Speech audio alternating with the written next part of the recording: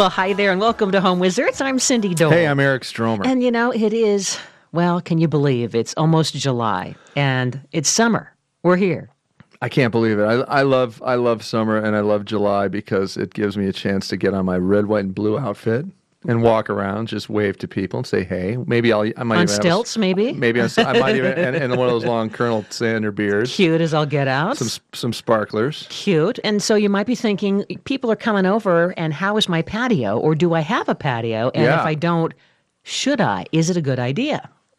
And by the way, to that point, the National Association of Realtors did a survey in 2007 saying that you should have a patio because it's going to make the house more valuable and more appealing, which I thought was really fascinating because I'd never really heard that statistic. It's always been kitchen, bath, kitchen, bath, kitchen, bath, right? Mm-hmm. But as it turns out, in fact, this study did confirm that. One of the top 10 maybe, That's right? That's it. One of the top 10 things to do. So this is great news because it's not out of your reach to do for very little money and effectively do it the way that it's going to work in your home and the way that your home looks, obviously. So this is great news. And I think, too, that as, the economy has still been kind of, so-so, people are still wanting to invest in that area where they can luxuriate, where we can feel like we are, having a vacation, right? And so it makes sense that it's something that it's not only going to boost the value of our home for the next guy, but we want it for us now, Exactly. And the good news about it is that if you just follow a couple of hard and fast rules, then you're sure to do the right thing. Now, here's the wrong thing. Mm-hmm. To do a patio that is way too big for the size of your house as it sits, its footprint on the lot. For example, let's say you have a 2,500 square foot home and you do, a patio that's like 3 times the size of the house.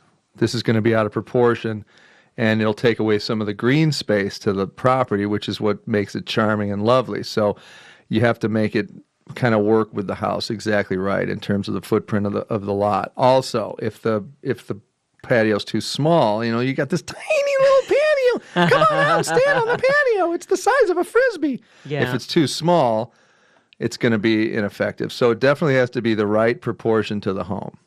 So I think that's a really good consideration to think about. And then do you go with a patio or do you go with a deck? Well, I think go with a patio because you're going to get the same bang for the buck, and it's going to be way less expensive. Like how much less? Well, thousands of dollars because, the materials when it comes to hardscape, if you're just doing a bunch of paving stones, that's minimal, right? Minimal amount of money, and you can actually do that yourself if you can, rent a pickup truck at a big box store and load up some of the stones and just like flagstone, for example. Easy. You just lay it out on your sod or your grass, and you literally take a drywall knife and saw into the turf under the stone around the stone.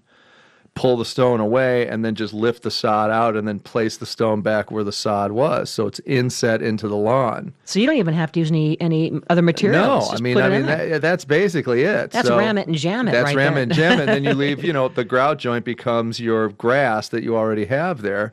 And it's like that's the very easiest, most simple way to do it. So, you could basically do that yourself over a couple of weekends and it would just be beautiful. Mm-hmm. Or you could go to the next level, brick.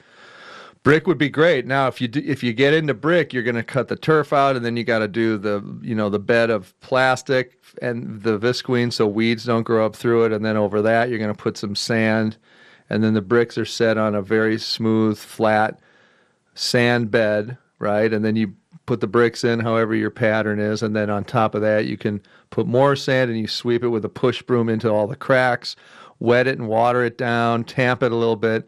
More sand until the joints are completely packed. So that's the simple way to do brick. You can also go to the next level from that, which is setting the bricks in concrete, but that's a whole nother conversation. That's a little more extensive. But as far as paving stones go or brick, there's tons of tutorials on the internet. So take a look at those before you get into it because it can be a little bit labor intensive in terms of just physical labor. But it sounds like brick is more like making a Subway sandwich. You've got all these brick layers. it's methodical. You're planning a certain pattern. You can do the herringbone or the traditional brick pattern or stack them more, contemporary where it's just one row after another, so that you have some homework to do in terms of the look. The other thing I wanted to mention too is that the patio needs to sort of be fall within the ranges of the design sensibility of the existing home. Like if you have a Spanish home, you probably don't want brick. You don't want you brick. know? No, Yeah. you'd want Patio tile or some kind of paver that looks like a red clay tile. Whereas brick is more colonial, traditional, There you that go. kind of thing. Yeah, and then getting into more flagstone or contemporary monolithic types of cement slab that you can purchase. That's a little more modern and contemporary, mid-century looking. So the homework for you guys is to determine what style your home is, and then go online or Pinterest and look at some images of homes that are like yours and what their hardscape looks like. What about some of these artificial, like Trex? You know what I mean? Do we like them? We love, you mean as a decking component? Yeah, if you're going to pop for the deck, patio. Sure, it's gorgeous. Again, it depends on the style. If it's New England or cottagey, or something that looks it's got to fit the look. It's got to fit the look. Architecture. That's the Trex material itself is solid, fantastic. Yeah. And then I love these. We've seen these at many of these garden shows. They're almost like bamboo tiles, or it's some kind of a wood where you could put that to create again your instant patio, right, over the grass, or just slide it in place. Perhaps to have a hard surface. Absolutely, there's great options out there, but the most important thing to do is make sure that it's strategically located by the right door of the home. Okay, and by that, it's got to be 15 to 30 steps away from your kitchen, because the whole point of the patio is to integrate it and use it as an outdoor living area. And to make that successful, you want it to be close enough to the proximity of the kitchen so you can bring food out and drinks and have it be a relatively convenient sort of outdoor living area like your indoor living room is. And if you do that, then I think you're safe. It's all about outdoor living and outdoor entertaining, yes, right? And it is. if you can't get from here to there, it's not going to be convenient. So we'll put this on the website. Great ways to add value to your home, but also to add just more pleasure to your experience in this summertime living, right? With adding a patio. Eric Stormer, Cindy Dole, how about doing some other fun things?